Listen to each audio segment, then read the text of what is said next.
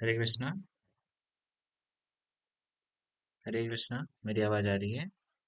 हरे कृष्णा प्रभु जी दंडवत हरे कृष्ण प्रभु जी दंडवत प्रणाम। हरे कृष्णा प्रभु जी दंडवत हरे कृष्ण हरे प्रभु जी कृष्णा दंडवत प्रभु प्रणाम। जी दंडवत प्रणाम। एक बार मैसेज देना। हरे कृष्णा प्रभु जी दंडवत प्रणाम। हरे कृष्ण प्रभु जी हरे दंडवत कृष्णा प्रभु जी दंडवत प्रणाम। धन्यवाद। कोई जय ध्वनि दो आप में से फटाफट, जल्दी जल्दी। हरिओम, जय ध्वनि दो। हरिओम, जी प्रभु जी। जय ध्वनि दो। जय श्री गुरु गौरांग गंधारी का श्री राधा प्यारी जी की जय। ओम विष्णुपाद अष्टोदर सतचित भक्ति वेदांत श्रीधर गोसाई महाराज की जय।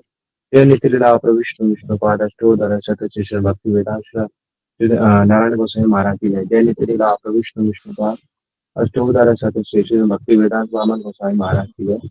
जय नित्य लीला प्रविष्णु विष्णुपाद अष्टोदर सतश्री श्री भक्ति वेदांत श्री विक्रम गोस्वामी महाराज की जय। जय नितिन विष्णु विष्णुपाद अष्टोदर शतश्री श्री भक्ति वेदांत स्वामी महाराज की जय। जय नितिन विष्णु विष्णुपाद अष्टोदर शतश्री श्री श्रीमद भक्ति स्वरूप सिद्धांति गोसाई महाराज की जय। जय नित्य लीला विष्णु विष्णुपाद अष्टोदर शतश्री श्री श्रीमद भक्ति प्रज्ञान केशव गोसाई महाराज की जय। जय नित्य लीला विष्णु विष्णुपाद अष्टोदर शतश्री श्री श्रीमद भक्ति सिद्धांत सरस्वती गोसाई प्रभुपाद की जय। जय नित्य लीला विष्णु विष्णुपाद अष्टोदर। जय नित्य लीला प्रविष्ट ओम विष्णुपाद परमहंस बाबा जी शिला गौर किशोर दास बाबा जी महाराज की जय। जय नित्य लीला प्रविष्ट ओम विष्णुपाद विष्णुपाद शिला सच्चिदानंदन भक्ति विनोद ठाकुर की जय। जय नित्य लीला प्रविष्ट ओम विष्णुपाद शिला सच्चिदानंद शिला शिला वैष्णव सार्वभौम शिला जगन्नाथ दास बाबा जी महाराज की जय। श्री गौड़ वेदांताचार्य शिला बलदेव विद्याभूषण प्रभु की जय। शिला विश्वनाथ चक्रवर्ती ठाकुर की जय। जा रहा हूँ श्री मैं। नरोत्तम श्री निवास श्री श्यामानंद उनका प्रभु तो त्रय की जय। शिला कृष्णदास कविराज गोसाई प्रभु देखना, वो की जय। निकालना दे सब। श्री रूप सनातन भट्ट रघुनाथ श्री जीव गोपाल भट्टदास रघुनाथ षड गोसाई प्रभु की जय। श्री स्वरूप दामोदर राय रामानंद राय रामानंद आदि गौर पार्षद वृंद की जय। नाम आचार्य श्री हरिदास ठाकुर की जय। प्रेम से कहो श्री कृष्ण चैतन्य प्रभु नित्यानंद श्री अद्वैत गदाधर शिवसति श्री गौर भक्त वृंद की जय। श्री अंतरदीप मायापुर सुमंतदीप गौतमदीप मधुदीप कोलदीप विष्णुदीप जनकदीप मधुदीप सूदात्मक दीप श्री नवदीप धाम की जय। श्री राधा कृष्ण गोपी गोवर्धन द्वादश वनात्मक शिवनिवंदन धाम की जय। द्वादश उपवन की जय। श्री राधा कुंड श्याम कुंड गंगा यमुना तुलसी भक्ति देवी की जय। श्री जगन्नाथ बलदेव सुभद्रा सुदर्शन चक्र की जय। श्री पुरुषोत्तम क्षेत्र धाम की जय। श्री नरसिंह वरादेव की जय। भक्त प्रदर्शन प्रहलाद महाराज की जय। सर्व विष्टदाता शुक्ला प्रहलाद महाराज की जय। चारों धाम की जय। चारों संप्रदाय की जय। चारों आचार्यों की जय। श्री हरिनाम संकीर्तन की जय। अनंत कोटि वैष्णव वृंद की जय। निताई गौर प्रमानंदे हरि हरि।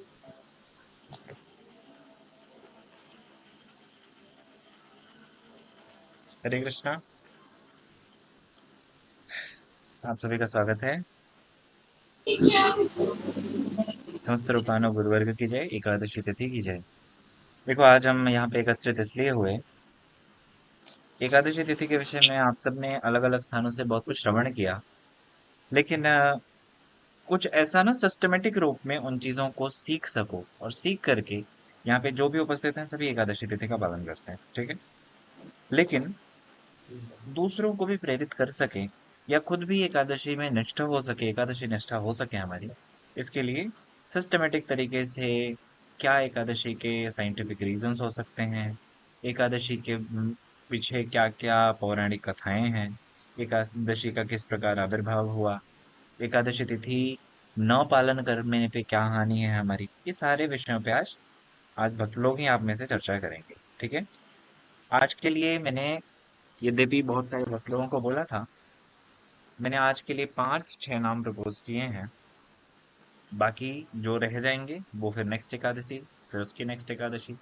अच्छा, दूसरी चीज, ये जितने भी आपके प्रेजेंटेशन हो रहे हैं ना, ये सारे काउंट हो रहे हैं, ठीक है। इसके ना आपके मार्क्स होते हैं, ठीक। जैसे हमारा जो इंस्ट्रक्शन जैसा था कि हर प्रेजेंटेशन के 5 मार्क्स होंगे, जो कि आपके ओवरऑल जो स्कोर कार्ड होगा लेवल 1 का, उसमें वो ऐड हो जाएगा, ठीक है। तो इस हिसाब से ही प्रेजेंट करना अपना बेस्ट देते हुए, क्योंकि वो आपके मार्क्स में काउंट होगा, ठीक। एंड ऑफ द डे वो सारे मार्क्स गुरुजी को या सभी को ही जाएंगे, मतलब ओवरऑल सबको ही मिलेंगे, पता चलेंगे, ठीक है। तो इसलिए अपना बेस्ट देना उसमें। आज के लिए जो नाम थे, 3 प्रभु लोग, 3 माता लोग, ठीक है। हर सेशन में ऐसा ही रहेगा। 3 प्रभु जी लोग, वृंदावन चंद्र प्रभु, विकास प्रभु हैं?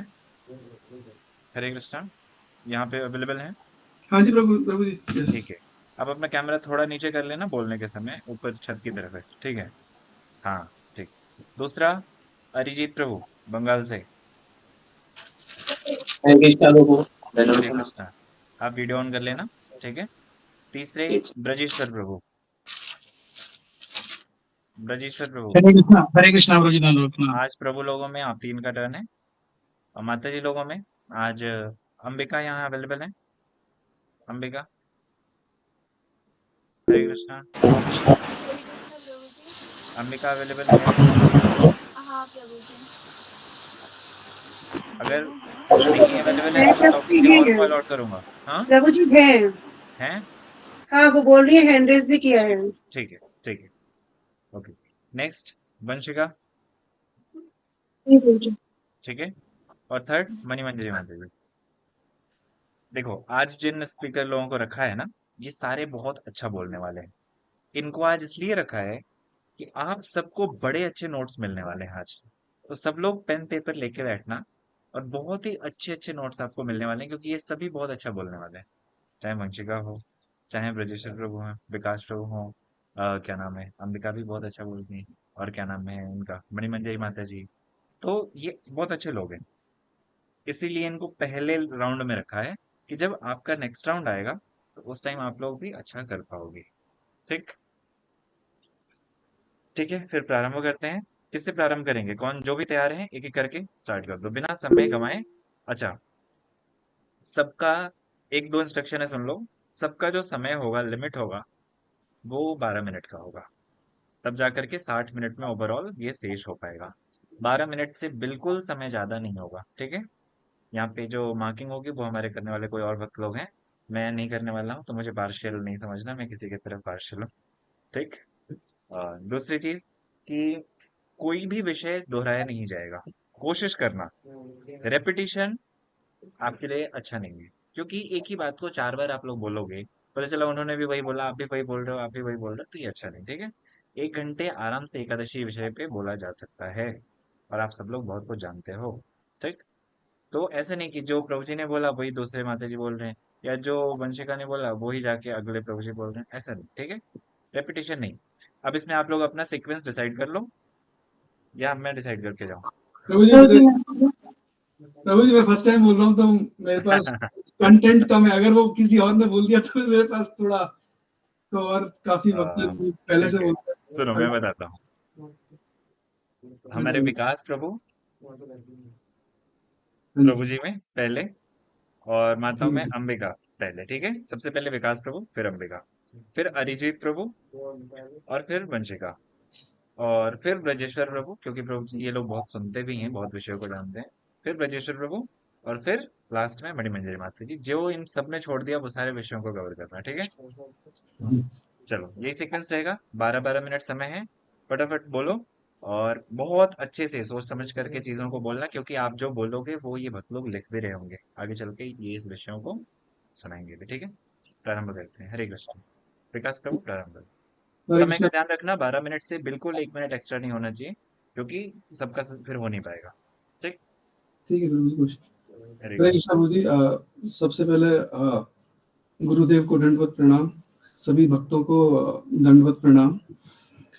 आज हम एकादशी उपवास के बारे में श्रवण करेंगे। सबसे पहले एकादशी उपवास में जानने से पहले हमें पता होना चाहिए कि उपवास का क्या मतलब होता है। उपवास 2 शब्दों से बना है, उप और वास। उप का मतलब होता है श्रेष्ठ, वास का मतलब होता है पास। किसी भी श्रेष्ठ वस्तु के पास टाइम स्पेंड करना को ही उपवास कहते हैं। तो एकादशी में सबसे श्रेष्ठ भगवान, इसीलिए भगवान के समीप इस दिन ज्यादा से ज्यादा अपना टाइम निकालना को ही उपवास का एक्चुअल मतलब है। वैष्णव तंत्र में कहा गया है, उपावर्स्यो पापेभ्यो यतो गुणेसा उपवास साविज्ञ नापवस्तु लंघनम। सभी पापों से निवृत्त होकर सर्वगुण धाम श्री भगवान के निकट वास करना ही उपवास है। केवल कई बार हम सोचते हैं कि भोजन को हमने त्याग कर दिया, बट केवल भोजन त्याग करने से उपवास का एक्चुअल नहीं है। एकादशी जो शब्द है वो दो शब्दों से बना हुआ है, एकादशी। एका का मतलब होता है एक, दशी का मतलब होता है 10। तो 1-10 यानी कि 11, इसी को एकादशी तिथि कहते, एकादशी कहते हैं। एकादशी जैसे आप सबको पता ही है कि एकादशी महीने में 2 बार आती है, एक पूर्णिमा के होने पर, दूसरा अमावस्या के होने पर आती है। पूर्णिमा में आने वाली एकादशी को हम कृष्ण पक्ष की एकादशी के जाने जाता है, और जो अमावस्या के उपरांत जो एकादशी आती है उसको हम शुक्ल पक्ष की एकादशी कहते हैं। वैसे तो एकादशी का व्रत करने का नियम आवाज पूरी करना। सभी के लिए है, लेकिन शास्त्रों में जो नियम, जो शास्त्रों में जो एज ग्रुप डिफाइन किया गया एकादशी का, वो 8 से। हरे कृष्णा, ये पूजा जी अपना म्यूट कीजिए आप। हरे कृष्णा। माता जी, ये पूजा कौन है? हरे कृष्णा। आपको मैं पहले 4-5 बार म्यूट कर चुका हूँ, अभी इनको यहाँ से नाम जो एडमिन में है वो रिमूव कर दो।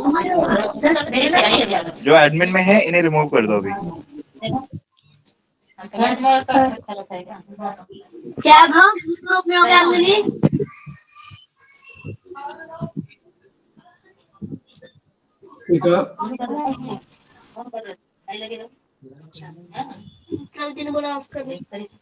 उसको बोला आज उधर चलना, यहाँ पे गर्मी लग रही है। प्रभु जी, हरे कृष्णा प्रभु जी। एकादशी के मुख्यतः 2 फल हैं, एक मुख्य फल और दूसरा गौण फल। मुख्य फल में जो एकादशी का फल है वो भगवान के प्रति भक्ति की प्राप्ति ही एकादशी का मुख्य फल है, और जो गौण फल है वो एकादशी का, हम ये जो आप चिंता करोगे वो आप एकादशी का व्रत आपको दे सकता है।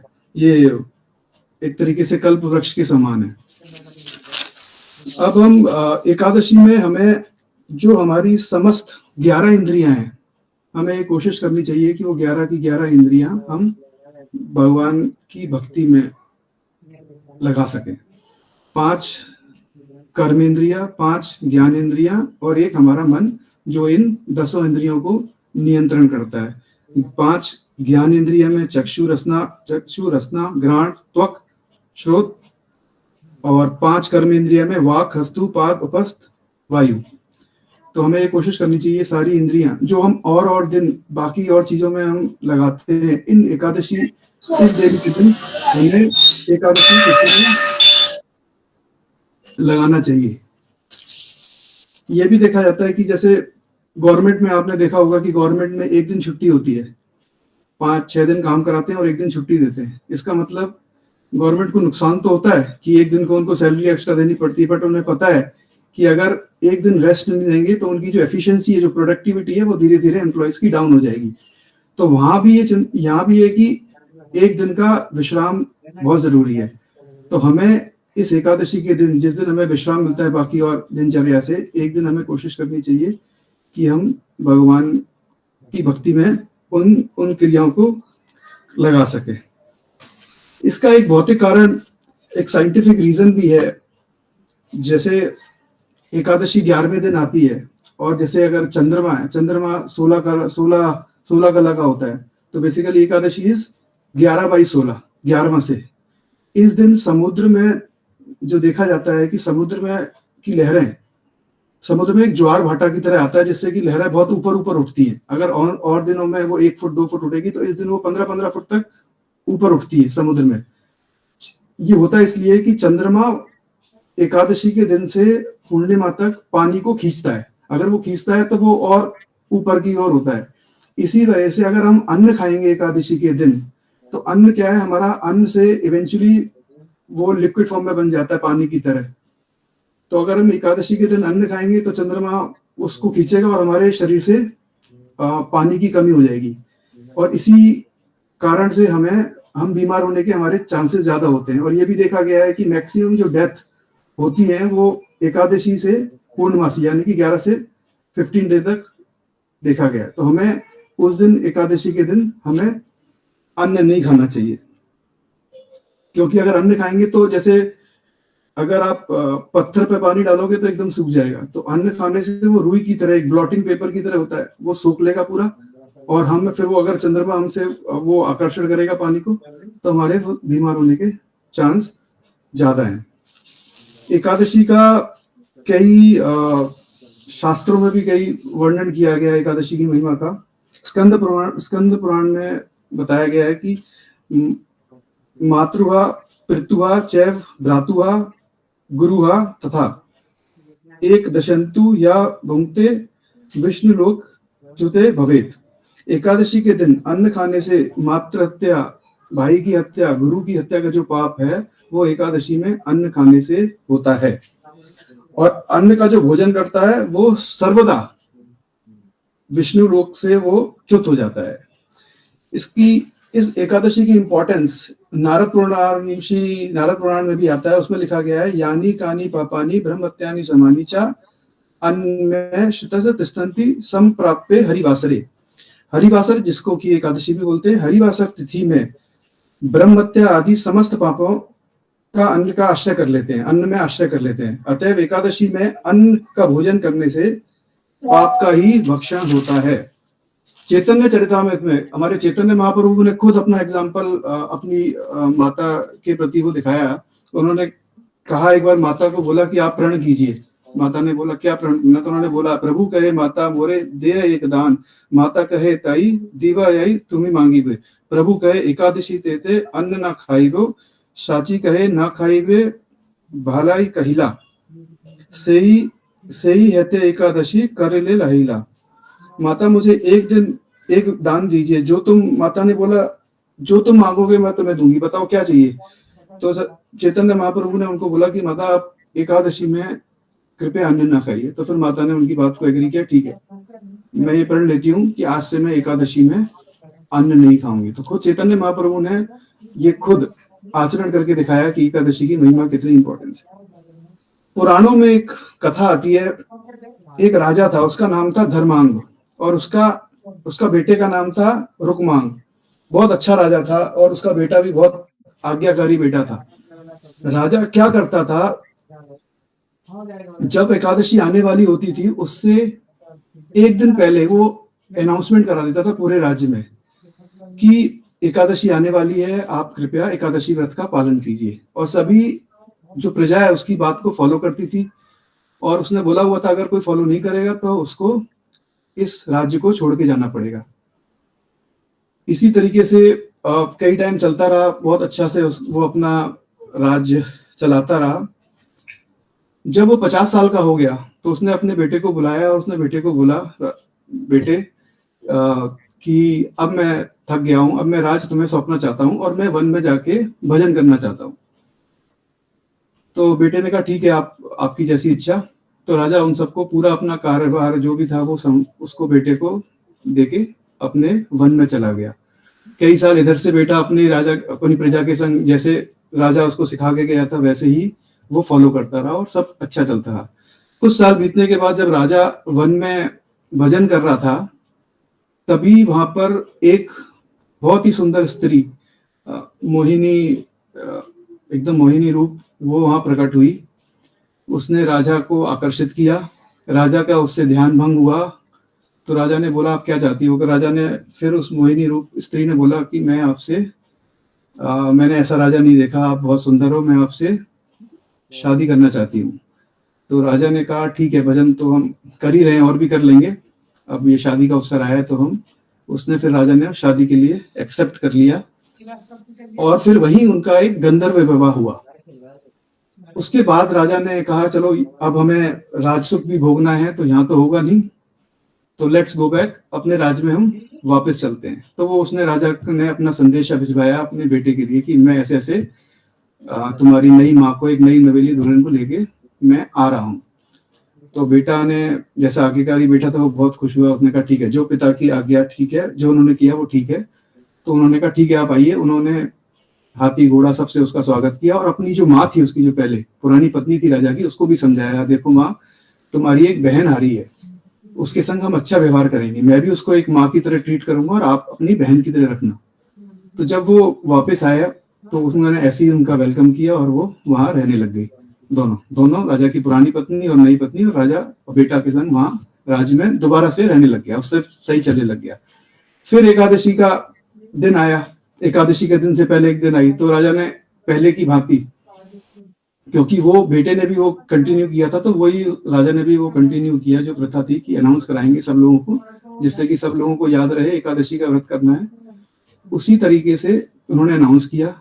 जब ये नई पत्नी जो अभी अभी आई थी राजा के संग, जब उसने सुना तो उसने राजा को बुलाया कि आप जो ये कर रहे हैं ये ठीक नहीं है। उन्होंने कहा क्यों?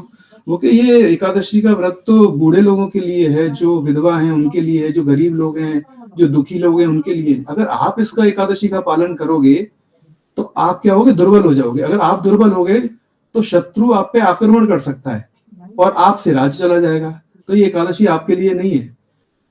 राजा को बड़ा सरप्राइज लगा। राजा ने कहा नहीं, मैं तो एकादशी करूंगा, मैं तो पहले भी करता था। तो राजा अपनी बात से नहीं माना था।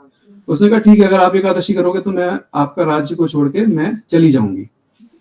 तो कह रहा राजा कह रहे नहीं। तो कह रहे ठीक है, एक शर्त है मेरी, अगर मैं तब नहीं जाऊंगी जब आप मुझे अपने बेटे का सिर काट के सोने की थाली में या सोने की थाल में मुझे दोगे, और फिर तब मैं एकादशी करना मैं शुरू कर सकती हूँ।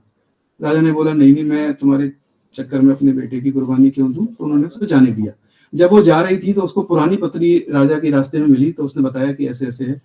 तो जो पुरानी जो राजा की पत्नी थी उसने समझाया, देखो बहन आप ऐसे मत करो, आप एकादशी करना शुरू कर दो, ये सबके लिए कल्याणकारी व्रत है, आपका ही फायदा होगा। लेकिन वो नहीं मानी। तो उसने कहा ठीक है, आप वापस चलो, मैं राजा को समझाती हूँ और आप जो जैसा चाहेंगी वैसे ही होगा। वो राजा के पास आई पुरानी पत्नी, राजा को उसने समझाया कि बेटे का आप सिर दे दीजिए, कोई बात नहीं, अगर बेटी तो बहुत अच्छी बात होगी, आप एकादशी के लिए अपने बेटे की कुर्बानी दे रहे हो, और बेटे के लिए भी सौभाग्य की बात है कि वो अपने पिता की बात मानकर अपनी कुर्बानी इस तरीके से वो दे रहा है। तो राजा नहीं माना, बट वो इवेंचुअली उसकी जो उसकी पुरानी पत्नी थी उसने उनको समझाया और वो मान गया। तो अपने बेटे का सिर देने के लिए तैयार हो गया, क्योंकि फिर वो उसकी नई पत्नी एकादशी का व्रत करेगी, इसीलिए। तो जैसे ही उसने वो तलवार उठाई और राजा अपने बेटे के लिए गर्दन पे वो उसने लगाई, तभी वहां पर श्री भगवान प्रकट हो गए। हरे कृष्णा, हरे कृष्णा। प्रभु जी टाइम थोड़ा ज्यादा हो रहा है, आप समझ कर लीजिए। तो वहां पर राजा भगवान प्रकट हो गए। भगवान को यह देखकर बहुत अच्छा लगा और भगवान ने बोला मैं आपकी परीक्षा ले रहा था, ये जो मोहिनी रूप है ये मेरे द्वारा भेजी गई हुई थी आपको आकर्षण करने के लिए, बट आप इस परीक्षा में पास हुए। तो इस कथा से हमें ये श्रवण करने को मिलता है कि कितनी एकादशी की महिमा है, और एकादशी के व्रत के लिए पहले इस तरीके से कैसे एग्जाम्पल सेट करके हमारे सामने रखा गया है, जिससे कि हम एकादशी को फॉलो कर सकें। हरे कृष्ण, प्रणाम। हरे कृष्णा प्रभु जी, एक बार आप राजा का नाम और उसके बेटे का नाम दोबारा बता देंगे प्लीज? राजा का बेटा दीदी धर्मांग और बेटे का नाम रूपांग। थैंक यू प्रभु जी। हरे कृष्णा।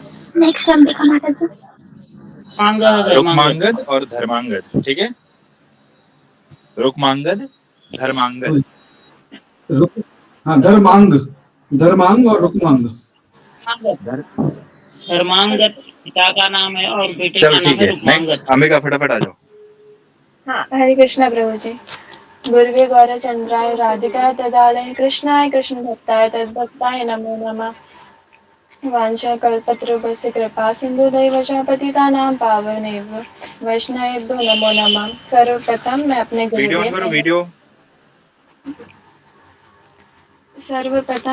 गुरुदेव ओम विष्णुपाद अष्टोत्तर श्री श्रीमद भक्ति वेदांत श्रीधर गोस्वामी महाराज जी के चरणों में दंडवत प्रणाम करती हूँ। तत्पश्चात अपने परम गुरु जी ओम विष्णुपाद अष्टोत्तर श्री श्रीमद भक्ति वेदांत नारायण गोस्वामी महाराज एवं नित्य लीला प्रवेशम ओम विष्णुपाद अष्टोत्तर श्री श्रीमद भक्ति स्वरूप सिद्धांति गोस्वामी महाराज जी के चरणों में दंडवत प्रणाम करती हूँ, और यहाँ पर उपस्थित समस्त वैष्णवी के चरणों में दंडवत प्रणाम करती हूँ और उनकी कृपा की वांछा करती हूँ। और मैंने आज जितना भी हरि गुरु वैष्णव से श्रवण करा वो बोलने का प्रयास करूंगी। प्रभु जी वीडियो ऑन है।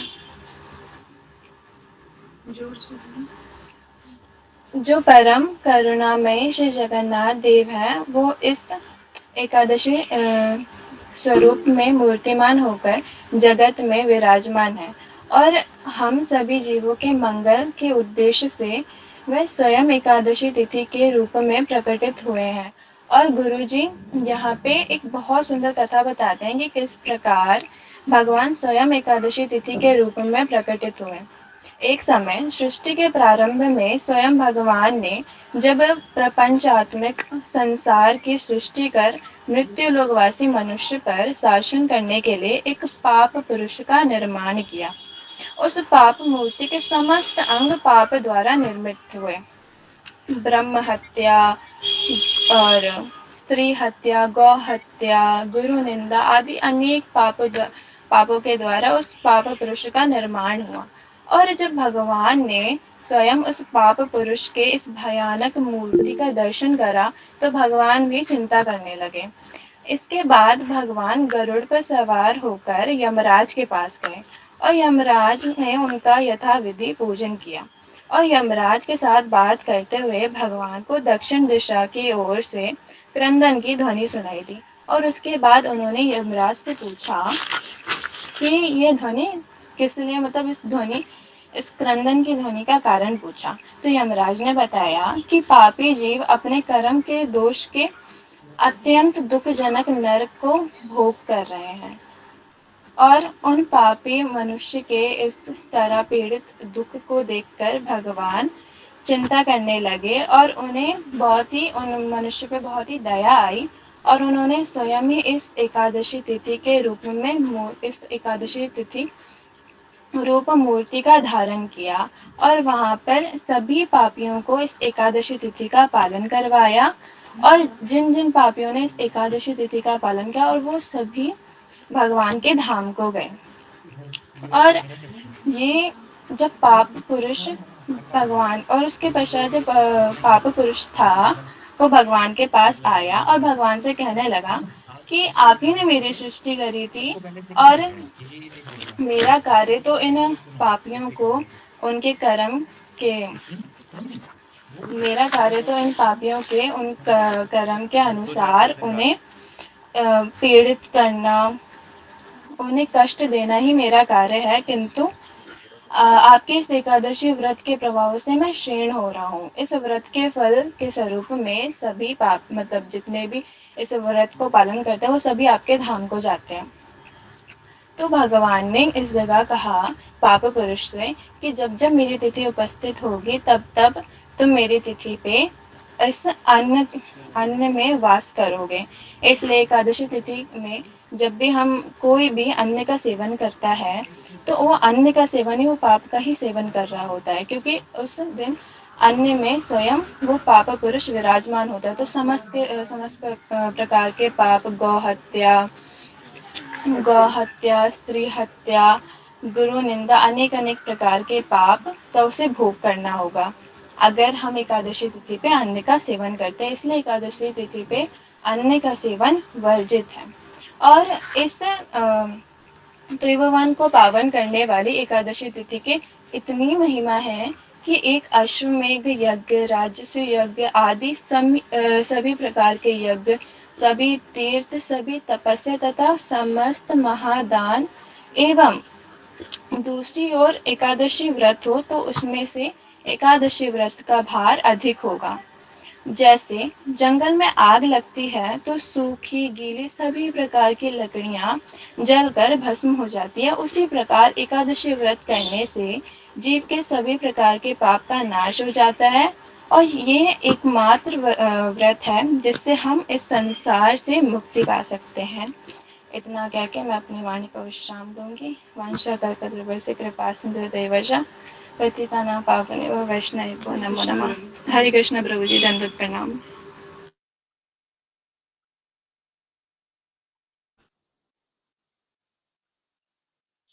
हरे कृष्णा। अरिजीत प्रभु है बंगाल से, जी स्टार्ट जी करो। सर। ज्ञानाञ्जनस्य ज्ञानाञ्जनशलाकया चक्षुन्मीलितं येन तस्मै श्रीचैतन्यमनोभीष्टं स्थापितं येन भूतले स्वयं रूपं कदा माह्यं ददाति। श्री कृष्ण चैतन्य प्रभु नित्यानंद श्री अद्वैत हरे कृष्ण कृष्ण कृष्ण हरे राम राम हरे। तो जैसे हम आज एकादशी तिथि की कथा श्रवण कर रहे हैं, तो इसमें हम देखते हैं कि सिर्फ हम जो वैष्णव संप्रदाय से है वही एकादशी तिथि का पालन नहीं करता है। वैष्णव संप्रदाय को छोड़ के भी बाकी अन्य जो लोग होता है, अगर किसी का कोई विधवा हो जाता है, किसी का पिता माता का डेथ हो जाता है, वो लोग भी एकादशी तिथि का पालन करते हैं। बट बहुत कम लोगों को पता होता है एकादशी तिथि पालन करने से क्या होगा और इसका फल क्या प्राप्त होगा। पेन ही नहीं चल रहा है। तो ऐसे कहते हैं कि हमारे हृदय में भगवान परमात्मा के रूप में विराजमान और सोल भी भगवान के साथ ही विराजमान। ये दोनों आत्मा और परमात्मा दोनों ही हमारे हृदय में विराजमान होते हैं, बट हमें ये पता नहीं होता है, हमें ये रियलाइज नहीं होता है। ये एकादशी तिथि एक ऐसा एक तिथि होता है जिससे अगर हम इसको भक्ति के एक अंग होता है, इसको अगर हम सही फॉलो करेंगे बाकी अंगों के जैसे, भक्ति के जो विचार है वो धीरे धीरे हमारे सामने उपस्थित होगा, क्लैरिफाई होगा, हमारे हार्ट का प्यूरिफिकेशन होगा। तो हमारे जो स्वरूप है कि जीवे स्वरूप है कृष्ण नित्यदास, हम भगवान के नित्यदास है, ये हमारा स्वरूप है। हमारे भगवान के साथ संबंध क्या है, भगवान के साथ हमारे रिलेशनशिप क्या है, हम कौन है, हम यहाँ पे क्यों आए, ये सारे जो प्रश्न है ये धीरे धीरे हमारे हृदय में प्रकाशित होगा। जब हम ऐसे एकादशी तिथि के पालन करना स्टार्ट करेंगे, हमारे हृदय का शुद्धिकरण होगा। और एकादशी जैसे कहते हैं कि हमारे जैसे 11 सेंसेस होता है, 5 ज्ञानेंद्रियो, 5 कर्मेंद्रियो, एक मन, इसको लेके 11 सेंसेस कहा जाता है। जैसे जैसे हम इसको फॉलो करेंगे, एकादशी तिथि को फॉलो करेंगे, इसका मतलब क्या होता है कि हम जो हमारे 11 सेंसेस है, हम भगवान की सेवा में लगा रहे। हम अगर भगवान को देख रहे, भगवान को छू रहे, भगवान की अर्पित कोई फूल है उसका सुगंध ले रहे, ऐसे अलग अलग अंगों को हम भगवान की सेवा में लगा रहे। भगवान ऐसे हम युक्त वैराग्य कर रहे, भगवान की सेवा में सारे इंद्रियों को लगा रहे, वैसे वैसे हमारे सारे सेंसेस प्यूरिफाई होंगे, तब जाके हमारे भक्ति के रस, भक्ति के जो गुण रस है उसको पता चलेंगे और हम धीरे धीरे भक्ति में आगे बढ़ेंगे। तो इसके हिसाब से पुराण में एक कहानी आता है जिसमें जैमिनी ऋषि हुआ करते थे। वो अपने गुरु वासुदेव को पूछता है कि ये एकादशी क्या होता है, एकादशी पालन करने से क्या होता है। बहुत लोग तो एकादशी पालन करता है, वो अगर कोई एकादशी पालन करता है तो उसको कैसे पालन करना चाहिए, अगर नहीं करता है तो उसका क्या फल होगा उसको। जब जैमिनी ऋषि से गुरु वासुदेव ने ऐसे प्रश्न पूछे और उन्होंने सुना, फिर उन्होंने आंसर दिया। वो कहते हैं कि भगवान विष्णु जब अपने सृष्टि करता है, फिर उनके बाद वो एक टाइम यमलोक में जाता है, यमराज में देखने के लिए, यमराज से मिलने के लिए। तब वो देखता है कि वहां पे कुछ बहुत जोर जोर से लोगों का आर्तनाद आता है, जैसे लोगों को काटा जाता है, लोगों को पीटा जाता है। अगर कोई स्लॉटर हाउस में एनिमल को काटा जाता है जैसे आवाज आता है, ऐसे जोर जोर से आवाज आ रहा है। तब जैसे ही वो सुनता है, फिर उनके हृदय में करुणा का भाव आता है। इसीलिए हम कहते हैं कि हे कृष्ण करुणा सिंधु दीनबंधु जगतपते। भगवद गीता में ये आता है कि बीजम माम सर्वभूतानां विद्धि पार्थ सनातन। हम सब भगवान के अंश हैं, भगवान हमारे पिता है। अब वो जब यमलोक में जाता है, वो जब देखता है कि सारे जो जितने जीवात्मा है अपने पाप कर्म के लिए फल भोग कर रहा है, तब भगवान के हृदय में ऐसे करुणा आता है कि फिर वो यमराज को पूछता है कि ये लोगों का मुक्ति कैसे मिलेंगे, ये लोगों को इतना दुख कैसे मिल रहा है। तब यमराज कहता है कि प्रभु ये तो आपका ही सृष्टि है, आपको पता है कैसे इनको मुक्ति मिलेगा। फिर भगवान विष्णु जैसे ही ऐसे सोच रहे थे कैसे कैसे इनका मुक्ति मिलेगा, वैसे ही उनके दिल से, उनके आउट ऑफ कॉम्पैशन करुणा से एक फीमेल फेमिनाइन फॉर्म अपीयर होता है। जिसको हम एकादशी कहते हैं। वो एकादशी के दिन उनका आविर्भूत होता है, इसीलिए उसको एकादशी भी कहा जाता है।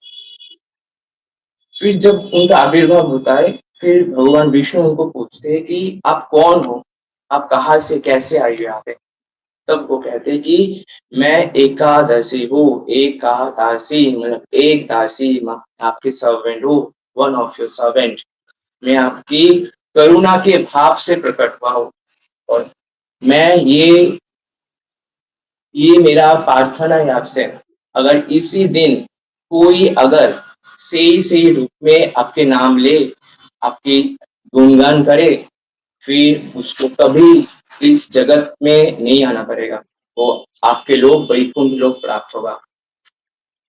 जैसे ही ये एकादशी से वहां पे जो यमलोक में सारे जीवात्मा सुनता है कि ऐसे ऐसे फल मिलेगा, तब वो जोर जोर से भगवान का नाम लेना स्टार्ट करता है। फिर वो भगवान के पास चला जाता है और वैकुंठ लोक चला जाता है, और उनको उनका उन, उनको आ, आ, उनको उनको सजा देने के लिए जो वहां पे उपस्थित थे पाप पुरुष, जिनको कहा जाता है कि एम्बॉडीमेंट ऑफ सिंस, वो फिर भगवान के पास जाता है और भगवान के पास जाके कहता है कि सारे लोग तो आपके लोग आ गए, फिर मैं अब क्या करूं, मेरा अब क्या होगा।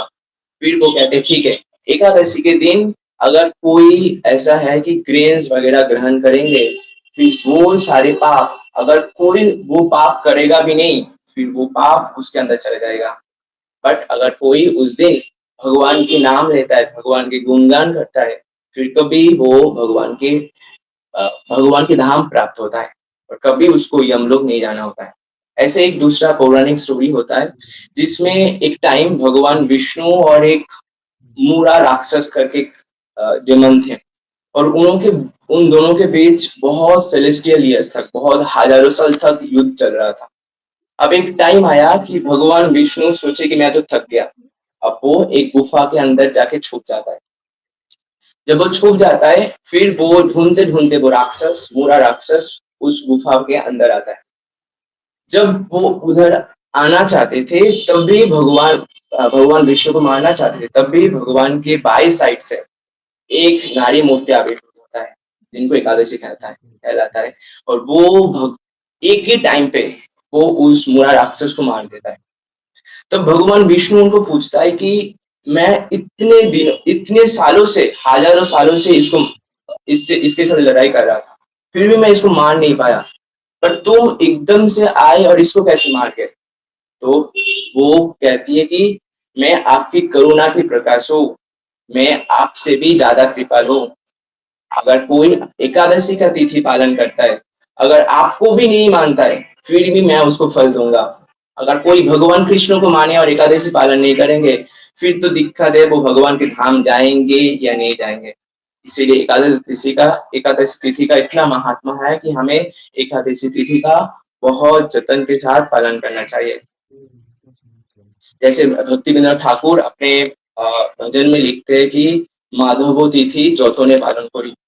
ये जो माधव तिथि है, भगवान की करुणामय प्रकाश है। करुणा, अगर कोई भगवान की करुणा प्राप्त करना चाहता है, तो हमें ये तिथि बहुत ही अच्छे से प्राप्त करना है, बहुत ही अच्छे से पालन करना चाहिए, तब जाके हमें भगवान की कृपा प्राप्त होंगे, और बहुत जल्दी प्राप्त होंगे। ऐसे हरिभक्ति विलास में बोला गया है कि जो इस तिथि को बहुत ही सुंदर रूप में पालन करेगा, फिर उसको भगवत धाम जरूर प्राप्त होगा। ये हमारे एक प्रोसेस किया गया है हरे कृष्णा ताकि प्रभु जी, समय हो गया, आप रैप अप कर दीजिए। ठीक है, तो ये हमारे एक प्रोसेस दिया गया है ताकि हम धीरे धीरे हमारे भक्ति में आगे बढ़ पाए। ये 24 डेज आता है एकादशी का एक साल में। ऐसे हम जैसे पालन करेंगे, फिर जन्माष्टमी आएंगे, नवमी आएंगे, रामनवमी आएंगे, ऐसे ऐसे सुंदर सुंदर तिथि आएंगे। इसका मतलब क्या होता है कि हम हर टाइम भगवान के रूप में, नाम में, गुण में हमारे सारे एक्टिविटीज को एंगेज करें। फिर जाके हम 365 डेज हर सन भगवान के नाम, भगवान के गुण में हम उपस्थित रहेंगे। इसीलिए भगवान भगवद गीता में कहते हैं कि मन मना भव मद भक्तो मद्याजी मम नमस्कुरु मामो एवो यस्योसि युक्तिर्भो एवं आत्मनाम मत परायण। फिर जाके हम हमेशा भगवान के नाम, गुण इस रूप में हमेशा हमारे मन को एंगेज कर पाएंगे। ये बोल के मैं मेरी वाणी को विश्राम देता हूँ। वंशा कल्पतरुभ्यश्च कृपा सिन्धुभ्येव च पतितानां पावनेभ्यो वैष्णवेभ्यो।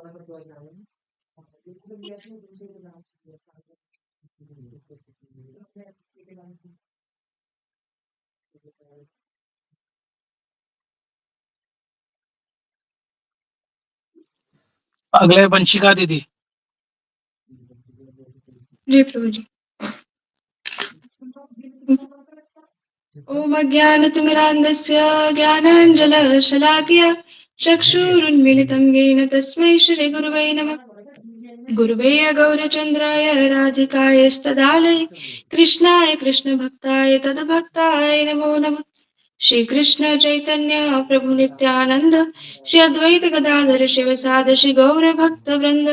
हरे कृष्णा कृष्णा कृष्णा हरे हरे, हरे राम राम राम हरे हरे। हरे कृष्णा कृष्णा कृष्णा हरे हरे, हरे राम राम राम हरे हरे। सर्वप्रथम मैं अपने श्री गुरु पाद पद्म ओम परम आराध्य ओम विष्णुपाद अष्टोत्तर शत श्रीमद् भक्ति वेदांत श्री श्रीधर महाराज जी के चरणों की वंदना करती हूँ। तत्पश्चात मेरे परम गुरुदेव वर्ग ओम नित्य लीला प्रविष्ट ओम विष्णुपाद अष्टोत्तर शत श्रीमद् भक्ति वेदांत श्री नारायण गोसाई महाराज जी के चरणों का और ओम नित्य लीला प्रविष्ट ओम विष्णुपाद भक्ति स्वरूप सिद्धांति गोसाई महाराज जी के चरणों का आश्रय ग्रहण करती हूँ और उनसे कृपा की वांछा करती हूँ। समस्त रूपान गुरु परंपरा के चरणों में मेरा अनंत कोटि दंडवत प्रणाम। यहाँ उपस्थित श्रीपाद मल्लिकार्जुन प्रभु जी तथा अन्य वरिष्ठ वैष्णवियों के चरणों में दंडवत प्रणाम। सभी भक्तजनों के चरणों में यथायोग्य दंडवत प्रणाम। ये मेरा परम सौभाग्य है कि गुरु महाराज और वैष्णव जन की कृपा से एकादशी तिथि के दिन पर ही उन्हीं के वैशिष्ट के विषय में कुछ बोलने का अवसर मिला है। वैसे तो शास्त्रों में अथाह प्रमाण और अथाह ही उनकी महिमा है, जो किंचित मात्र मैंने गुरु वैष्णव से श्रवण किया वो मैं बताने का प्रयास करूंगी। अभी जिस प्रकार से हमने बड़ी सुंदर रूप में श्रवण किया विकास प्रभु जी से और अंबिका दीदी से कि किस प्रकार ये जो एकादशी देवी हैं इनका प्राकट्य हुआ। जैमिनी ऋषि ने सबसे पहले प्रश्न किया। क्या प्रश्न किया? उन्होंने प्रश्न किया कि कस्माद एकादशी जाता तस्या को वा विधि ध्वज कदा वा क्रियते किं वा फलम किं वा वदस्व में। अर्थात वेदव्यास जी से पहले प्रश्न किया कि अरे वेदव्यास जी, जो उनकी गुरुदेव हैं, तो बोलते हैं कि गुरुदेव मुझे बताइए कि इन एकादशी देवी का प्राकट्य कैसे है, इनके पालन करने से हमें किस फल की प्राप्ति होगी और इनका पालन ना करे तो क्या दोष लगता है। उसके बाद आपने सभी सबने श्रवण किया कि किस प्रकार पाप पुरुष की रचना होती है। ठाकुर जी जाते हैं उस पाप पुरुष की चिंता करते हैं कि देखते हैं कि इतना भयंकर रूप है पाप पुरुष का कि इसके अलग अलग अंगों में अलग अलग प्रकार के पाप वास कर रहे हैं। मस्तक पे ब्रह्म हत्या, गले में हमारी धन अपहरण, इसका मुख स्वर्ण अपहरण से है, हाथ इसके गौ हत्या के हैं, पैर इसके जो गुरु निंदा के हैं और जंघा पितृ हत्या। इतनी भयंकर पापों को देख करके ठाकुर जी तो कहते हैं कि बद्धजीव का क्या होगा, तो चिंता करते हैं। उसके बाद विष्णु जी चिंता करते हैं। अब विष्णु जी अपने गरुड़ पर बैठ करके यमलोक जाते हैं, वहां पर जाकर के उनसे बातचीत होती है यमराज जी से। अभी ये बात आपने श्रवण करी और ये भी श्रवण किया कि किस प्रकार एकादशी देवी उनके हृदय से साक्षात प्रकट होती हैं, जो पास में जितने भी लोग होते हैं जो क्रंदन कर रहे होते हैं उन पर कृपा करने के लिए, और उनको उनका व्रत पालन करने से नरक में ही जितने भी लोग होते हैं वो सारे नरक से पार होकर के सभी पापों को अंत करके चले जाते हैं कहाँ पर, वैकुंठ धाम में। इस प्रकार की तो एकादशी की महिमा है। आपने ये भी श्रवण किया कि रुक्मांगद राजा का क्या प्रसंग है। अब रुक्मांगद राजा के समान ही हमारे एक राजा है अम्बरीश महाराज। ये जो अम्बरीश महाराज है ना, उनकी भी दृढ़ता जो है वो हमारे लिए एक बड़ा ही बहुत ही सुंदर उपदेश है। गुरु महाराज उनकी कथा बड़ी ही अक्सर बताते हैं। गुरु महाराज बताते हैं कि अम्बरीश महाराज जो थे, सबसे पहले तो ये गृहस्थ थे, राजा थे और चक्रवर्ती सम्राट। संपूर्ण जगत में इनका एक छत्र राज्य था। एक छत्र राज्य होने के साथ साथ पूरी पृथ्वी पे इनका राज्य। अब कोई व्यक्ति हो, हम तो यहाँ पर कोई प्रधानमंत्री, छोटा सा प्रधानमंत्री हो या कोई बड़ा गणमान्य व्यक्ति हो, उसी में बड़ा उसे दम्भ आ जाता है, परंतु अम्बरीश महाराज पूरी पृथ्वी का राज्य था उन पे, एकमात्र भी उनमें अहंकार नहीं। और उनकी एक विशेष बात थी कि वो ठाकुर जी की सेवा स्वयं करते थे और सेवकों से, जो उनके नीचे कार्य करने वाले लोग थे, उनसे राज्य को समझवाते थे। हमारे साथ क्या होता है, गुरु महाराज कहते हैं हमारे साथ उल्टा होता है। हम ठाकुर जी को छोड़ करके अन्य कार्यों को देखते हैं और बाकी जागतिक कार्य हम देखेंगे, ठाकुर जी की सेवा कोई और व्यक्ति कर सकता है, परंतु अम्बरीश महाराज का ये जो चारित्रिक विशेषता है ना, वो हमारे लिए एक बहुत बड़ा एक तरीके से एक रोल है, एक आदर्श है हमारे लिए। तो अम्बरीश महाराज गृहस्थ थे और संपूर्ण रूप में स्वयं ही ठाकुर जी की सेवा को देखा करते थे। ये बड़ी ही एकादशी की बड़ी ही सुंदर रूप में उसका पालन करते थे दृढ़ता से। अब एक बार क्या होता है, हमारे को ग्रंथों में एक और चीज बताई है कि ठाकुर जी तो बड़े दयालु हैं, गुरु महाराज बड़े दयालु हैं। वो क्या करते हैं ना, हमको एकादशी का उन्होंने एक ढील सी दी है, एक चीज दी है कि हम अभी जैसे हम बद्ध जीव हैं, अगर हमने एकादशी को वास्तविक रूप में पालन करना प्रारंभ किया ना, तो कृष्णदास प्रभु जी है ना, श्रीपाद कृष्णदास प्रभु, वो कहते हैं कि हम तो पूरे दिन बिस्तर पे ही पड़े रहेंगे और हॉस्पिटल में और चले जाएंगे। इतना दृढ़ क्या है ना, ये एकादशी का पालन है अगर वास्तविक रूप में किया जाए। क्या होता है, एकादशी से पूर्व दशमी के दिन सबसे पहले हमको एक ही बार भोजन करना है और रात्रि कीर्तन करना है। रात्रि कीर्तन के बाद अगले दिन हमें क्या करना है, पूरे दिन क्या करना है, निर्जला एकादशी करनी है, ना जल ना अन्न, और बढ़िया बैठ करके हर रोज पूरा कीर्तन, ठाकुर जी का सेवाएं, ये सारी सेवाएं उस दिन संभालनी है और भजन करना, ठाकुर जी की सेवा करना, ये बढ़िया रूप में एकादशी के दिन करना है। उसके पश्चात रात्रि कीर्तन फिर करना है और अगले दिन जब हम व्रत को खोलेंगे द्वादशी के दिन, उसमें भी एक ही बार अन्न ग्रहण करके सेवा करनी है। बड़े ही संयमित रूप में हमको वास्तविक पालन करने के लिए परम गुरु महाराज ने इस प्रकार हमको वास्तविक पालन का बताया है।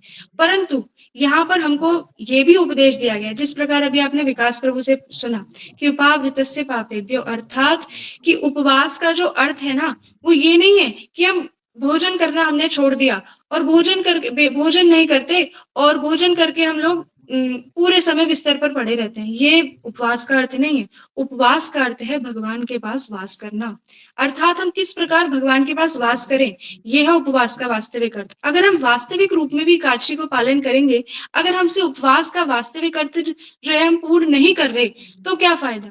इसीलिए हमको क्या बोला है, हमको बोल दिया एक ढील, हम एकादशी के दिन अन्न को त्याग करके, कुछ फलाहार को ग्रहण करके, जल को ग्रहण करके ठाकुर जी के भजन में अपना मन दे सकते हैं। तो इसी प्रकार अम्बरीश महाराज जो थे ना, अम्बरीश महाराज का क्या था, वो वास्तविक एकादशी का पालन करते थे, जो एक्चुअली में ग्रंथों में बताई है। ये सतयुग की कथा है, तो तब वो बिल्कुल वास्तविक पालन करते थे। क्या करते थे, रात्रि कीर्तन करते थे, द्वादशी के दिन, ये दशमी के दिन एक बार भोजन और एकादशी के दिन निर्जला, ठीक है। और जो व्यक्ति निर्जला एकादशी करता है ना, वो अगले दिन जो द्वादशी है, उस दिन जल से या जो चरणामृत है उसे पान करके अपनी एकादशी को तोड़ सकता है। तो क्या होता है, एक बार अम्बरीश महाराज अपना नियम पूर्वक जैसे एकादशी करते हैं वैसे कर रहे थे, उस समय एकादशी की ही महिमा बढ़ाने के लिए आ जाते हैं दुर्वासा ऋषि। दुर्वासा ऋषि साक्षात शिव जी के ही क्या है ना, एक अंश रूप है, उनके एक प्रकाश है। तो दुर्वासा ऋषि, वैसे तो देखने में लगता है कि ऐसा नहीं है, परंतु दुर्वासा ऋषि एकादशी तिथि की महिमा बढ़ाने के लिए ही आते हैं। वो आते हैं और अम्बरीश महाराज के सामने जब द्वादशी का दिन होता है तब आते हैं। तो एकादशी को अब तोड़ने का समय है, चरणामृत पान करके जो अम्बरीश महाराज है वो एकादशी का त्याग, जो पारण है वो कर सकते हैं। क्या होता है, जब दुर्वासा ऋषि आते हैं तो उनको देख करके अम्बरीश महाराज बड़े ही प्रसन्न होते हैं। कहते हैं कि दुर्वासा ऋषि आप आइए और आपको पहले भोजन कराएंगे, तो उससे पहले आप स्नान कराइए, ठीक है। अब अम्बरीश महाराज जाते हैं, जो दुर्वासा ऋषि हैं वो जाते हैं स्नान करने जाते हैं जब, तो पारण के समय का वो नहीं ध्यान देते और क्या करते हैं, वहीं पर स्नान करते रहते हैं, वापस समय पर लौट के नहीं आते। अब अम्बरीश महाराज विचार करते हैं कि क्या करा जाए, पारण करा जाए। अगर हम पारण करेंगे तो क्या होगा, पारण करेंगे तो जो मेहमान है, साक्षात ऋषिवर आए हैं, साधु आए हैं, उनके आने से पहले, अतिथि के आने से पहले ही हमने खा लिया तो ये भी अपराध है। और अगर हमने पालन ये नहीं करा, अगर पारण नहीं करा, तो क्या होगा, एकादशी की अवहेलना हो जाएगी, भक्ति प्राप्त नहीं होगी। अगर आप अपने आप में विचार करो, परम गुरु जी में इसमें एक बड़ा ही तत्व विचार देते हैं परम गुरु जी कि क्या है, किसका पलड़ा भारी है। या तो हम किसी अतिथि के आने पर उनकी बात को ध्यान रखें कि ये अतिथि के आने पर ये तिरस्कार हो जाएगा, उनके पहले से भोजन कर लेंगे तो, या फिर भक्ति अगर नष्ट हो गई, अगर जैसे अतिथि के आने पर हमने भोजन कर भी लिया तो क्या होगा, नरक भोग करना पड़ेगा हमें। परंतु भक्ति अगर नष्ट हो गई तो ये जिस प्रकार हमें प्रभु जी ने समझा रखा है, ये 84 लाख योनियों में घूमना पड़ेगा। बहुत ही सारी योनियां हैं, इतने सारे स्थावर जंगम, ये सब रेप्टाइल्स, इन सब में अलग अलग योनियों में जाना पड़ेगा, सब घूमना पड़ेगा, पता नहीं कब भक्ति प्राप्त होगी। भक्ति की पलड़ा भारी है, भक्ति ज्यादा आवश्यक है। तो अम्बरीश महाराज इस बात की एक बैठ करके विचार करते हैं अपने मंत्रियों से, ब्राह्मणों से कि क्या किया जाए। ब्राह्मण उन्हें सुझाव देते हैं कि क्या करो आप, जल्दी से क्या करो, आप चरणामृत पान करके सेवा कर लो। ठीक है, चरणामृत वो पान करते हैं, अपना व्रत खोल देते हैं। ठीक है, इसी समय आ जाते हैं दुर्वासा ऋषि। वो देख के क्रोधित होते हैं, अपनी जटा निकालते हैं और उसे मारते हैं धरती पर। उससे प्रकट होती है कृत्या राक्षसी। कृत्या राक्षसी जो होती है बड़ी भयानक, आग उससे निकल रही है। कृत्या राक्षसी धावित होती है किनके प्रति, अम्बरीश महाराज को खाने के लिए। अम्बरीश महाराज की तरफ जब भी वो धावित होती है, क्या है ना, अम्बरीश महाराज है भक्त, उन्हें इस प्रकार से भय नहीं है कि कोई मेरे पास आ रहा है मुझे खाने के लिए तो भाग जाऊं। गुरु महाराज तो कहते हैं हम तो ऐसे ही करते हैं, अगर वहां खड़े होते हम भाग जाते। परंतु अम्बरीश महाराज का बहुत दृढ़ता है, वो खड़े हाथ जोड़कर खड़े रहते हैं। उस समय आता है ठाकुर जी का सुदर्शन चक्र। सुदर्शन चक्र जो है ना, भक्तों की रक्षा में हमेशा रहता है। क्या है ना कि सुदर्शन चक्र एकदम से आता है और कृत्या राक्षसी का तो उसी समय सर्वनाश, उसी समय उन्हें मार देता है। फिर जाती है जो सुदर्शन चक्र धावित होता है किनके प्रति, दुर्वासा ऋषि के प्रति, क्योंकि उन्होंने ही छोड़ा था। अपने अनर्थों की तो निवृत्ति उसकी बहुत जल्दी हो जाती है, और उसके साथ ही भगवान उसके लिए एक ऐसा अरेंजमेंट करते हैं कि वो परम धाम, भगवान के परम धाम गोलोक वृंदावन में ब्रजवासियों के अनुगत्य में वहां पे भगवान की उनको सेवा मिल जाती है। कितनी बड़ी बात कही है कि एकादशी पालन करने से ही हमें हमारी जो अभीष्ट वस्तु है वो इतने सहज में ही मिल सकती है, अगर हम दृढ़ता से इसका पालन करेंगे तो। अब हमारे गुरुदेव ने हमें, अब ये जो आज का जो प्रोग्राम मतलब अरेंज किया, तो गुरुदेव ने हमारे ऊपर ही कृपा करने के लिए ऐसा किया, क्योंकि आज के दिन हरि कथा सुनना, कहना, इसका अनुष्ठान, जैसे हमने अभी सुना, अनुष्ठान करना या अनुष्ठान किसी से करवाना या किसी के अंदर श्रद्धा ऐसी उत्पन्न करना कि वो एकादशी का व्रत करे, उससे भी मनुष्य क्या होता है, अधिकारी बन जाता है भगवद्धाम जाने के लिए। तो ठाकुर जी की कृपा से और गुरुदेव की अहैत की कृपा से हम लोगों के ऊपर गुरुदेव कितनी कितनी कृपा कर रहे हैं कि हमारे लिए ऐसे ऐसे प्रोग्राम्स अरेंज करवा रहे हैं। ऐसे गुरुदेव के तो हम बलहारी ही जा सकते हैं, हम गुरुदेव के लिए कुछ भी नहीं कर सकते। गुरुदेव हमारे लिए इतना कुछ करें पर हम गुरुदेव के लिए कुछ भी नहीं कर सकते। यही कहकर मैं वाणी को विश्राम देता हूँ। वंशा कल्पतरुभ्यश्च कृपा सिंधुभ्यश्च पतितानां पावनेभ्यो वैष्णवेभ्यो नमो नमः। हरे कृष्णा, दंडवत प्रणाम। हरे कृष्णा। नेक्स्ट मणिमंजरी माता जी थी, लेकिन क्या स्वाति माता आप प्रिपेयर्ड हो? 3 प्रभु जी हमारे बोल चुके हैं, एक माता जी। स्वाति माता प्रिपेयर्ड हो आप? हरे कृष्णा।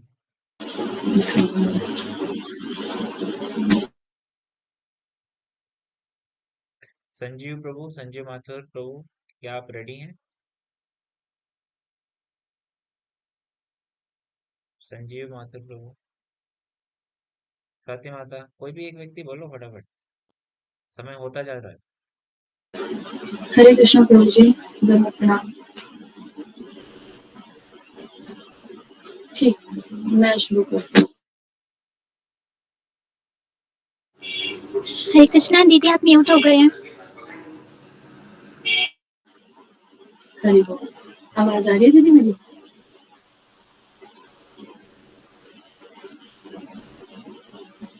वंदे श्री गुरु श्री उत्पत्कर्मं श्री गुरुं वैष्णव श्री रूपं साग्रजातं सहगं रघुनाथान् पितं तं सजीवं सावधतं सावधूतं प्रयोजन सहितं कृष्ण चैतन्य देवं श्री राधा कृष्ण पादान् सहगं ललिता श्री विशाखान्वितांश श्री कृष्ण चैतन्य प्रभु नित्यानंद श्री अद्वैत गदाधर शिवासादि गौर भक्त वृंद। हरे कृष्ण कृष्ण कृष्ण हरे हरे, हरे राम राम राम हरे हरे। मैं सर्वप्रथम अपने परम प्रार्थितम अपने गुरुदेव श्री भक्तिवेदांत श्री गोस्वामी महाराज जी के चरण कमल में कोटि कोटि दंडवत प्रणाम ज्ञापन करती हूँ और उनसे अहेतु की कृपा की भिक्षा करती हूँ। उसके पश्चात मैं अपने परम गुरुदेव नित्य लीला प्रभु विष्णुपाद अष्टोत्तर श्री श्रीमद् भक्ति वेदांत श्रील नारायण गोस्वामी महाराज जी के चरण कमल में कोटि कोटि दंडवत प्रणाम ज्ञापन करती हूँ, उनसे अहेतु की कृपा की भिक्षा करती हूँ। उसके पश्चात यहाँ पर उपस्थित सभी वैष्णव और वैष्णवियों के चरणों में मेरा यथायोग्य दंडवत प्रणाम है। जैसे कि आज सभी जानते हैं कि आज एकादशी है और हम यहाँ पर एकादशी तिथि का पालन करने के लिए एकत्रित हुए हैं। तो हमारे शास्त्रों में कुछ कर्म ऐसे बताए गए हैं जो कहा गया है कि जिन्हें करना अनिवार्य है और कुछ कर्म ऐसे हैं जिन्हें करना निषेध बताया गया है। तो एकादशी तिथि का पालन एक ऐसा कर्म है जो हमारे शास्त्रों में करना आवश्यक बताया गया है कि मतलब ये बहुत जरूरी है हमारे लिए करना। अब यहाँ पर जो है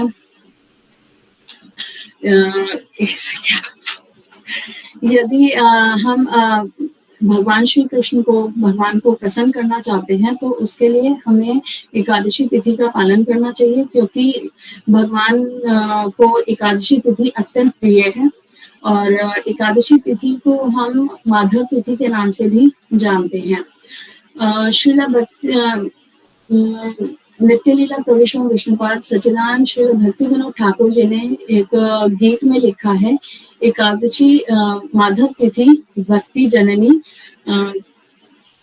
यतने पालन करी, माधव तिथि भक्ति जननी यतने पालन करी। इसका अर्थ है कि माधव तिथि जो है यानी कि एकादशी तिथि क्या है, वो भक्ति की जननी है। यानी कि यदि हम एकादशी तिथि का पालन करते हैं, माधव तिथि का पालन करते हैं, तो भक्ति देवी हमारे हृदय में स्वतः ही प्रकाशित हो जाएंगी। अब यहाँ पे प्रश्न उठता है कि उनको एकादशी तिथि का पालन कैसे करा जाए। यहाँ पे भक्ति विनोद ठाकुर जी कहते हैं कि यतने पालन करी, यानी कि यदि कोई व्यक्ति यतन के द्वारा एकादशी तिथि का पालन करता है तो उसे एकादशी तिथि का जब वो पालन करता है तो उसके हृदय में भक्ति देवी स्वतः ही प्रकट हो जाती हैं। अब जैसे नदियों में सबसे सर्वश्रेष्ठ नदी अगर हम सोचे कौन सी है तो वो है गंगा जी। और वैष्णव नाम यथा शंभु, वैष्णवों में सबसे श्रेष्ठ वैष्णव कौन से हैं, शिव जी। और जो पक्षी हैं, पक्षी की अगर हम बात करते हैं तो सबसे सर्वश्रेष्ठ पक्षी कौन से हैं, वो है गरुड़ जी। और अगर हम व्रतों की बात करते हैं, सभी व्रतों के बारे में बात करते हैं कि इन सभी व्रतों में से सबसे सर्वश्रेष्ठ व्रत कौन सा है, तो वो है एकादशी का व्रत। एकादशी का व्रत सबसे सर्वश्रेष्ठ व्रत बताया गया है। और यदि कोई व्यक्ति 1000 अश्वमेध यज्ञ करता है या कई सभी प्रकार के जितने भी यज्ञ हैं, उन सभी यज्ञों को करने का जो फल प्राप्त होता है और जो एकादशी तिथि को करने से जो फल प्राप्त होता है, वो यज्ञ के फल जो है उसका छठा भाग, एकादशी तिथि का जो फल है उसका छठा भाग भी नहीं है। तो श्रील रूप गोस्वामी जी ने भक्ति रसामृत सिंधु में भक्ति देवी को जो है वो सुदुर्लभा बताया गया है। अब सुदुर्लभा को जब हम संधि विच्छेद करें तो सु जमा दुर्लभा, दुर्लभा का अर्थ होता है जिसे आसानी से प्राप्त ना किया जा सके। तो और सु का अर्थ है मतलब जिसको प्राप्त करना अत्यंत अत्यंत अत्यंत कठिन है, अत्यंत दुर्लभ है। तो अब ये इतना दुर्लभ है, जैसे कि यहाँ पे इन्होंने बताया है, श्रील भक्ति विनोद ठाकुर जी ने बताया है कि इसको कैसे प्राप्त किया जा सकता है, भक्ति देवी को अपने हृदय में कैसे प्रकाशित किया जा सकता है, यतन के द्वारा। तो इसका मतलब ये आप ये सोचिए कि ये कितनी दुर्लभ वस्तु है। तो और हमारे शास्त्रों में बताया गया है कि इसलिए कहा गया है कि 8 वर्ष की आयु से लेके 80 वर्ष तक की आयु के जितने भी व्यक्ति हैं, चाहे वो स्त्री हैं, पुरुष हैं, बच्चे हैं, मतलब 8 वर्ष की आयु तो बच्चे हैं या प्रौढ़ हैं या फिर युवा हैं, सभी जो हैं उनके लिए ये व्रत अनिवार्य बताया गया है। तो अब यहाँ पे शास्त्रों में एक छोटी सी कथा आती है जिसका जल्दी से श्रवण कर लेते हैं। वो कथा है कि एक सतयुग में एक राक्षस था जिसका नाम मोर राक्षस था। वो मायावी था और बहुत ज्यादा उसने अपना आतंक फैला रखा था, हर लोक में उसका आतंक फैला हुआ था। उसने स्वर्ग लोक में सभी देवताओं को निष्कासित कर दिया था, निकाल दिया था। वहां से, और उस स्वर्ग लोक पे वो अपना आधिपत्य जमाकर बैठ गया था। उसके बाद जब सारे देवता और इंद्र सभी मतलब इधर उधर भटक रहे थे, तो उन्होंने सोचा कि अब क्या करा जाए। तो वो भटकते भटकते शिव जी के पास पहुंचे। उन्होंने शिव जी से कहा कि ऐसे ऐसे मूल दैत्य ने हमारा जो है स्वर्ग लोक हमसे छीन लिया है, हमारे साथ युद्ध करके हमें हराकर उसने हमारा सारा स्वर्ग लोक अपने उसमें ले लिया है, अपने कंट्रोल में ले लिया है, और अब हम यहाँ से इधर उधर भटक रहे हैं। आप हमारी मदद करिए ताकि हम अपने उसको स्वर्ग लोक को फिर से प्राप्त कर सके, हमें रास्ता दिखाइए। तो उन्होंने उनसे कहा, शिव जी ने इंद्रदेव से कहा कि आप इसके लिए जगन्नाथ जी के पास जाइए। जगन्नाथ जी कौन है? जग के नाथ, जो जग का पालन करते हैं, तो वो आपकी इसमें जरूर मदद करेंगे। फिर वे इंद्रदेव जो है अपने देवताओं को लेके फिर वो विष्णु जी के पास गए। उन्होंने विष्णु जी को सारा वृतांत कह सुनाया, अपना दुख बताया, तो उन्हें बड़ा क्रोध आया और उन्होंने कहा कि आप निश्चिंत रहिए, मैं आपका जरूर इस चीज में मदद करूंगा। और उन्होंने फिर वो वहां से चले गए और उन्होंने जाकर फिर मतलब मोर राक्षस के साथ उनका कई वर्षों तक युद्ध चला, कई बहुत सारे हजार वर्षों तक करीबन युद्ध चला उनका। और मोर राक्षस तो मायावी था, तो वो क्या करता था, जब भी विष्णु जी उसको वध करने के लिए तलवार लेके उसकी तरफ आते थे, वो एकदम गायब हो जाता था। तो इस चक्कर में वो उसका वध नहीं कर पा रहे थे। वो इतने साल से युद्ध होते होते वो थक गए। उन्होंने, अब भगवान है, भगवान हमारे मन में आएगा कि भगवान कैसे थक सकते हैं। यहाँ पे भगवान की जितनी भी क्रियाएं होती हैं, जितने भी कर्म होते हैं, वो लीलाएं होती हैं। हम बद्ध जीवों के लिए क्रियाएं होती हैं, कर्म होते हैं, लेकिन भगवान के लिए वो क्रियाएं नहीं होती, वो लीलाएं होती हैं। तो उन्होंने जो है अपनी लीला दिखाते हुए ये दिखाया कि जैसे वो थक गए हैं युद्ध करते करते और उन्हें विश्राम की आवश्यकता है, तो उन्होंने एक गुफा देखी और वो उस गुफा में जाकर एक स्थान चुनकर वहां पर वो लेट गए और आंखें बंद कर ली, निद्रा में पहुंच गए।